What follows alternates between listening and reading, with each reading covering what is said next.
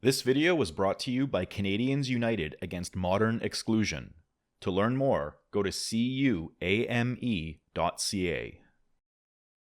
In 2023, the Canadian government launched a public inquiry into foreign interference in federal elections.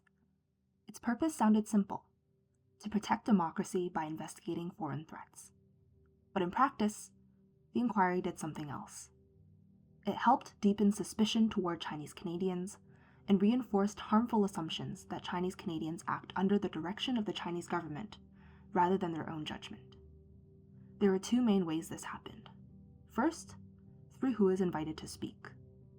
Allegations of foreign interference rested heavily on assumptions about how Chinese Canadians think and act, such as in claims that the Conservative Party lost votes and perhaps even seats in the 2021 election because Chinese Canadians were manipulated into not voting for them.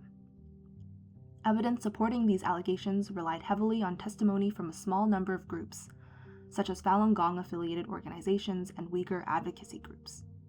These voices represent very specific experiences, not the full range, of Chinese Canadian political views.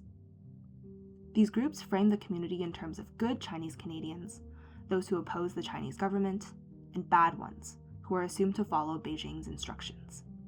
This framing suggests that Chinese Canadians who express different political views must be acting under foreign influence, rather than exercising their own independent judgment.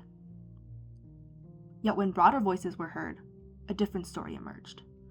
Former MLA from Alberta, Teresa Wu Pao, described how fear of being labeled disloyal has discouraged Chinese Canadians from donating, running for office, or even speaking publicly about politics. Another witness warned that these narratives are dangerous and reduce Chinese Canadians to second-class citizens. The second issue was how the inquiry accepted contested interpretations as proof of foreign interference. For example, claims that the Conservatives were anti-China were labeled as disinformation, even though many saw those views as reasonable interpretations of party statements and policies at the time.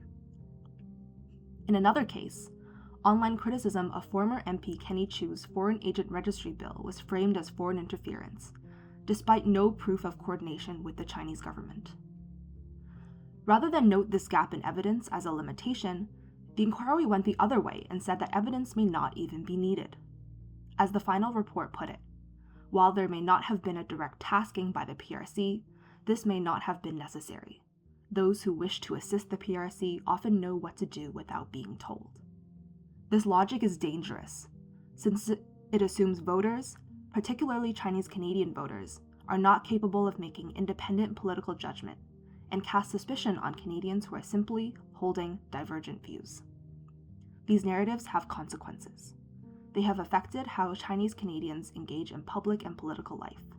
Some participants described becoming more cautious about speaking publicly, donating, running for office, or participating in community organizations out of concern that their actions could be misinterpreted as foreign interference. Community groups also reported reputational harm and funding challenges after being publicly linked to allegations of foreign interference, even when no evidence was presented. When ordinary political disagreement is framed as foreign interference, entire communities end up being treated as suspect, and that doesn't strengthen democracy. Rather, it narrows who feels safe participating in it.